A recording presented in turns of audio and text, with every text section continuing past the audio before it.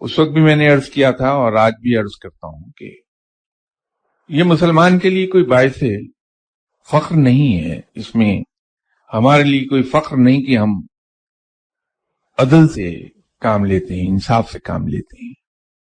वो इसलिए नहीं कि ये कोई अच्छी बात नहीं है, ऐसा नहीं है, बल्कि ये तो मिनिमम स्टैंडर्ड है जो अल्लाह ताला ने मुसलमान के लिए सेट किया। ये स्टार्टिंग पॉइंट है हमारा कि मुसलमान हमेशा इंसाफ से काम लेता है।